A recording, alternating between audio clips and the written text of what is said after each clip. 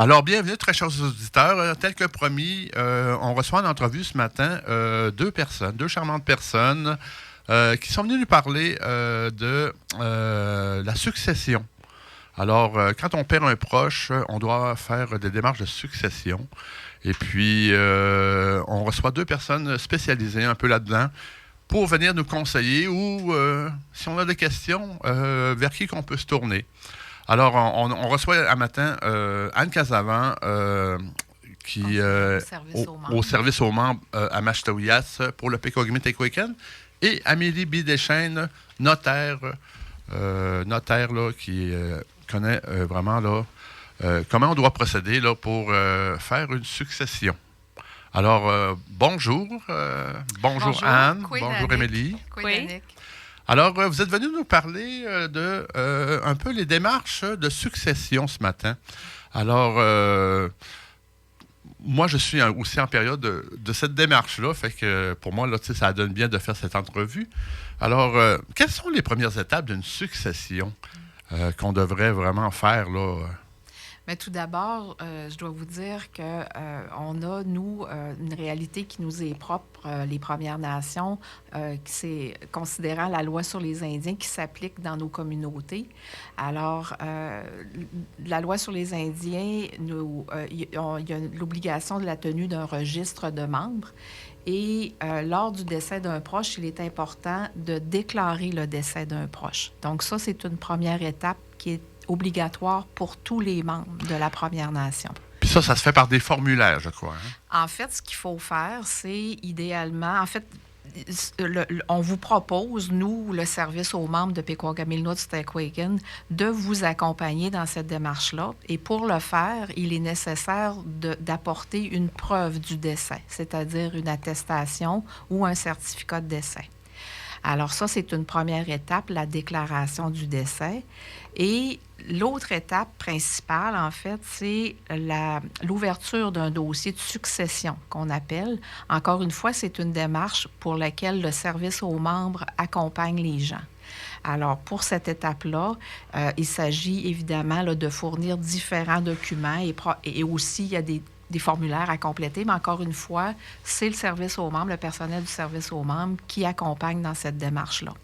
L'objectif, c'est qu'un administrateur de succession, ça, c'est la terminologie du ministère Services autochtones Canada.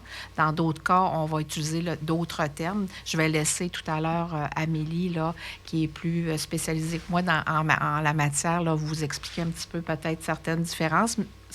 On verra là, comment elle va vous l'amener.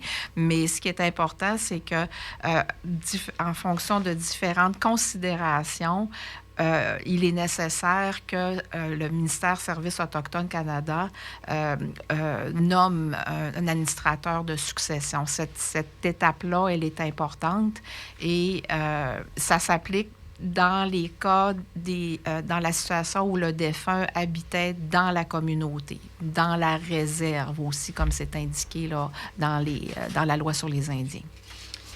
Oui. Alors, Amélie, toi, tu es plus notaire. Toi, tu es plus le côté, comment on pourrait dire, juridique. C'est oui. plus le côté juridique d'une succession que tu vas nous parler, hein, je pense. Oui, en fait, moi, je suis notaire, effectivement, chez Kane-Lamar. J'ai été contactée par Service aux membres de Péquagamilnut-Téquéken parce que, en fait, je pense que les gens de la communauté, comme les gens partout ailleurs, là, peuvent trouver que le contexte du règlement de succession, c'est un petit peu particulier. Parfois, on ne sait pas trop par où commencer, par quel bout prendre ça. On entend plein de conseils d'un peu tout le monde, puis on ne sait pas trop comment faire. Donc, le but, en fait, de notre travail ensemble, là, c'est vraiment de démystifier, qu'est-ce qui se passe lorsqu'il y a un règlement de succession? Donc, effectivement, comme Anne l'expliquait, différentes étapes. Il ne faut pas non plus... ces étapes-là, en fait, sont différentes pour chaque personne, dépendamment du contexte. Donc, on parlait, oui, effectivement, lorsqu'on est Péquagaminou, donc un Péquagaminou, il faut déclarer notre décès au registre des Indiens, peu importe si on habitait dans la communauté de Mastoyache ou pas. Par contre, pour la suite, donc c'est là où c'est un petit peu différent. Donc, il faut toujours déterminer quelle loi s'applique à notre succession. Donc, par une panoplie là, de processus de questions pour déterminer si la loi sur les Indiens s'applique. Donc, à ce moment-là, effectivement, il y a une ouverture d'un dossier de succession qui doit être fait. Et si peut-être que la loi sur les Indiens ne s'appliquera pas à votre succession, là, à ce moment-là, c'est un règlement de succession si on habite au Québec là, avec le Code civil, comme pour quelqu'un, exemple, comme moi, qui n'est pas un Piekwaguem-Innu, donc le Code civil va s'appliquer à ma succession. Donc, puis après ça, c'est le règlement comme tel de la succession. Il y a différentes étapes. Ça peut paraître, pour le but de notre rencontre aujourd'hui, de notre présence, c'est que ça peut être mélangeant pour les gens. Puis, comme Anne pourra l'expliquer tout à l'heure, donc le service aux membres voulait en fait outiller, guider les gens, donc les accompagner comme ils le font déjà depuis plusieurs années, mais mettre en place des outils en fait là, pour guider les gens au décès. Et il y aura même là en fait c'est le but de la présence aussi aujourd'hui, c'est d'annoncer qu'il y aura des séances, un peu des séances d'information, pardon, donc des conférences qui pourront être données la semaine prochaine, donc à deux moments la semaine prochaine, mercredi prochain, donc que j'animerai, mais pour vraiment là, démystifier et ça peut paraître un petit peu épeurant, savoir, c'est un petit peu noir aussi des fois comme sujet, là, le décès, la succession, mais c'est vraiment là, le but des rencontres, c'est de donner des informations aux gens pour justement rendre ça un petit peu plus lumineux, facile. Donc, vraiment en deux axes, là, comment on planifie notre décès, donc avant le décès. Donc, on parle souvent du testament. Donc, c'est quoi les formes de testament? Est-ce qu'on peut en faire un tout seul à la maison? Qu'est-ce que ça fait d'aller voir un notaire? C'est quoi les avantages? Donc, on va parler du testament. On va parler d'autres choses aussi. Donc, exemple, c'est quoi les outils pour bien planifier notre décès? Mais on va vraiment parler aussi du contexte du décès. Vous allez voir, là, c'est différentes étapes. Donc, qu'est-ce que je fais lorsqu'il y a un décès? C'est quoi mes premiers réflexes? Le but de tout ça, en fait, là, c'est de donner là, des réflexes aux gens puis qu'ils puissent savoir un peu où s'outiller, là, finalement, dans ce contexte-là, qui peut être un contexte, pour l'avoir vécu moi aussi, là, même quand on sait quoi faire, quand une personne décède, avec les émotions, avec tout ce qu'on a en tête, des fois, on ne sait pas trop par où commencer. Donc, c'est le but là, de guider les gens. Oui, c'est certain que ça peut être déroutant, là, oui. faire des démarches de succession pour quelqu'un qui n'a jamais fait face à ça. Puis il y a besoin de soutien, il y a besoin de conseils, il y a besoin, surtout côté légal, avoir des conseils par rapport à ça. Pour que ça se déroule bien, puis que vraiment qu'il soit vraiment aussi informé de tout ce que ça peut engendrer. Oui, les conséquences d'agir d'une manière ou de faire une chose ou de ne pas la faire. Donc, finalement, là, c'est important, effectivement, d'avoir toutes les renseignements. Parce que quand on prend une succession, on prend aussi une responsabilité, je crois, de la personne décédée. On a certaines responsabilités, que ce soit financières, je veux dire, peut-être les biens aussi. C'est des choses qui sont pas toujours faciles à gérer, ces choses-là. Oui. Puis ça peut être déroutant. Ça peut être déroutant, là, faire face à ces situations-là. Ouais. Mais c'est bien d'avoir des gens comme vous dans la communauté qui peuvent nous outiller, nous conseiller, puis nous informer. Fait que là, il va y avoir des séances d'information dans la communauté, c'est bien ça? Oui, effectivement. Amélie l'a mentionné. Mercredi prochain, le 29, il y aura deux ateliers, deux présentations, une à 13h30 et l'autre à 18h30, pardon, oui, à la salle communautaire. Ces ateliers-là sont animés par Amélie. Effectivement, là, elle pourra entrer dans tous les détails de la planification successorale, là, entre autres choses. Moi, je vous ai mentionné tout à l'heure les obligations qu'on a de déclaration de décès et d'ouverture d'un dossier de succession en lien avec la loi sur les Indiens. Mais évidemment, je crois que vous avez eu un petit peu là, l'explication par Amélie, mais avant, c'est bien de se préparer. Et c'est là où l'aide, les conseils que Amélie va nous partager seront importants à prendre en considération. Lors du décès d'un proche, on est souvent dans l'émotion. Et comme tu l'as mentionné, Danick, il y a beaucoup quand même de choses qui réfèrent à des obligations, des responsabilités. Puis quand tout ça est bien préparé, bien, ça facilite les choses pour la famille, pour les proches qui restent.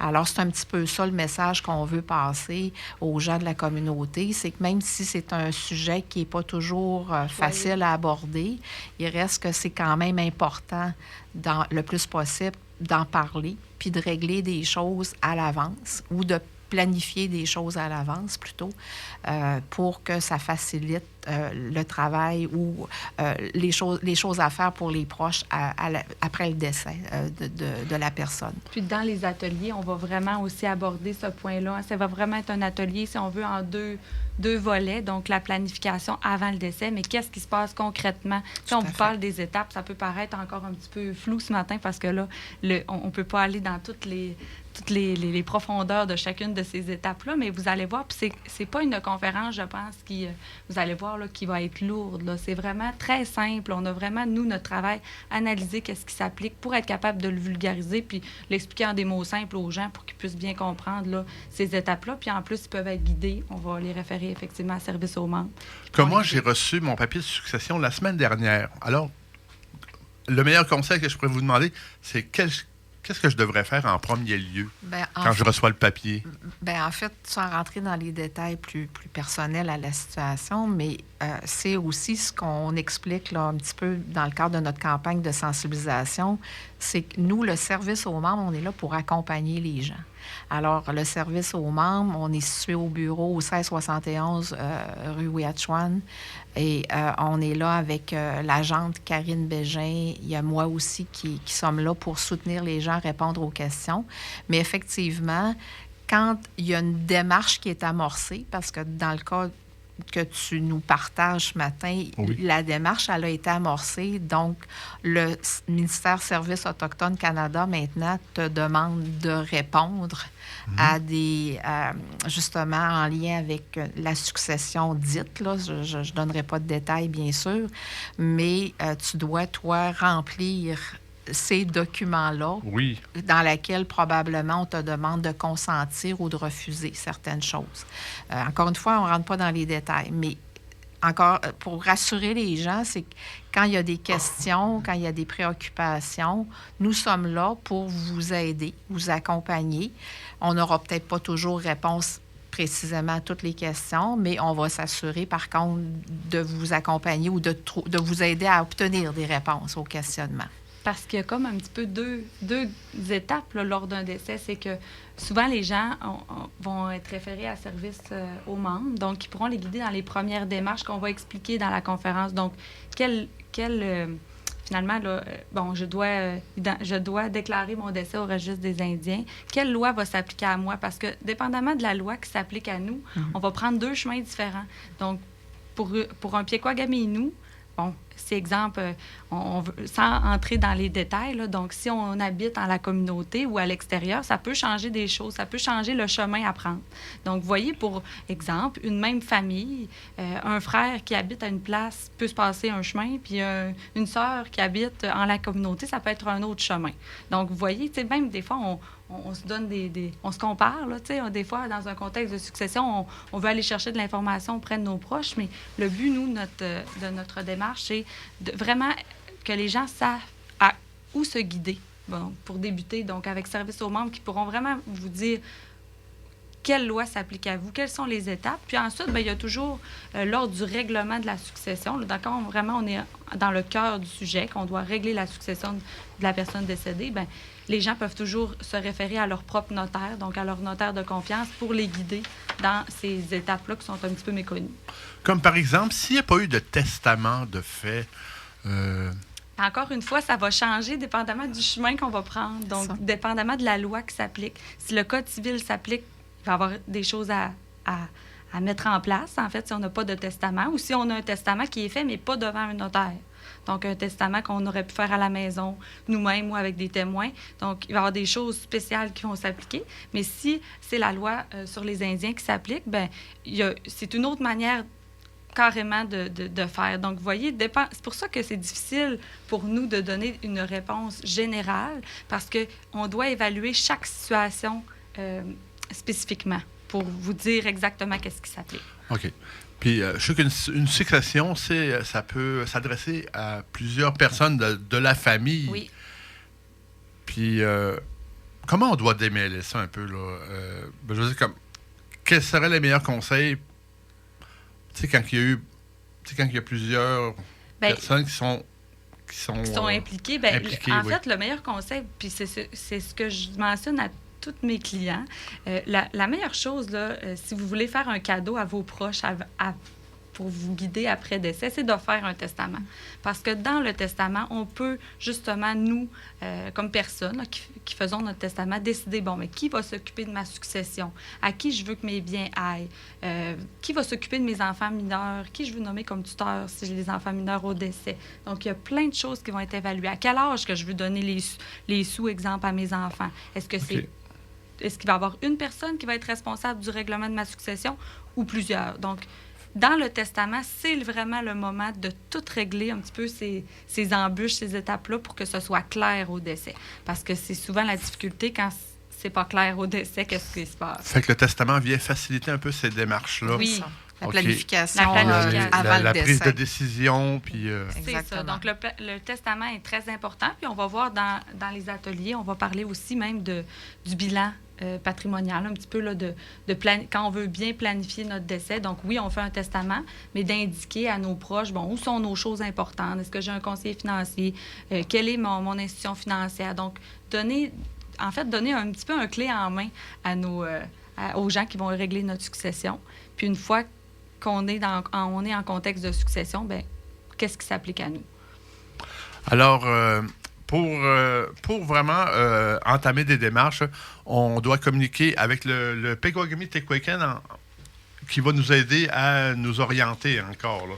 Oui, en fait, le service aux membres de Pequawagami-Tequaken, nos coordonnées, c'est le 418-275-5386, le poste 6978. En fait, c'est l'agente au service aux membres, Karine Bégin, qui est située à ce poste-là et elle va s'occuper de vous guider, de vous orienter ou de fixer un rendez-vous, là, dépendamment de vos questions. Il y a possibilité aussi de nous écrire. Là, il y a une adresse courriel service aux membres mashtoyats.ca. En fait, je vous invite aussi à consulter notre site web. Il y a encore un onglet, en fait, où les informations concernant les décès et les successions là, est disponible et mis en ligne. Et les coordonnées, entre autres, y figurent. Puis dans la campagne de sensibilisation, le but de cette campagne-là, c'est de vulgariser, en fait, de pouvoir donner le plus d'informations possible aux gens. Puis c'est comme Anne le mentionne, c'est sous différentes formes. Donc sur le site web, service aux membres, il y aura même une brochure, en fait, Anne, hein, qui va être... Oui, c'est ça. Les outils sont là, il y a différents outils qui sont là, puis on vous invite à les consulter. Évidemment, on vous invite aussi à participer à l'atelier, aux ateliers. Oui, c'est ça, mercredi. Parce que des fois, mercredi le 29. Oui, donc c'est parce que c'est quelque chose de le lire en brochure, mais des fois de se le faire expliquer dans des termes, vulgariser, c'est plus intéressant aussi. Bon, bien, on vous remercie d'être venu nous voir puis de nous informer sur la succession pour la communauté aussi. Là, fait que, avez-vous d'autres choses à rajouter, un dernier mot? Ou ça non, clôt ça l'entrevue? va. Oui, je crois que ça fait un tour d'horizon. Oui, pas mal, toute l'information était là. Fait que le 29 janvier prochain, à la salle communautaire, à quelle heure? 13h30 et 18h30. À 13h30 jusqu'à 18h30, on peut avoir de l'information. En fait, c'est 13h30 et 18h30. Okay. Il y a deux présentations. Ce qui est important de savoir, c'est qu'à 18h30, c'est aussi possible d'assister par visioconférence. OK, fait que c'est possible pour les gens qui ne sont pas en présentiel. De visionner par vidéoconférence. Seulement à 18h30. Toujours sur le site le service, le site de Anne? Oui, en fait, là, c'est ça. Ça, c'est la partie plus technologique. Technique, oui, Moi, c'est c'est ça. ça plus technique. Mais en fait, les modalités là, pour participer à la en visioconférence là, seront mises en ligne sur le site web ou sur la page Facebook. Oui, je là. crois que sur la page C'est ça, Facebook, c'est il y a plus des sur la page informations Facebook. aussi. Excusez, là, Oui. c'est la partie, OK. comme on vient de le dire, peut-être qu'on maîtrise peut-être un petit peu moins. On travaille avec, évidemment, Oui. l'équipe des coms de Pequawagamelot-Saquagan là-dessus. Alors, c'est ça, mais oui, ça va être possible. C'est important. Merci de le rappeler, Amélie, que ça va être possible d'y assister, même si on n'est pas en présence. Là. Oui, OK. Ben, c'est bien parfait. Je vous remercie beaucoup. Fait que ça vient clore un peu l'entrevue de ce matin. Fait que je vous remercie de votre présence. Merci beaucoup. Je suis contente. Passez une bonne semaine.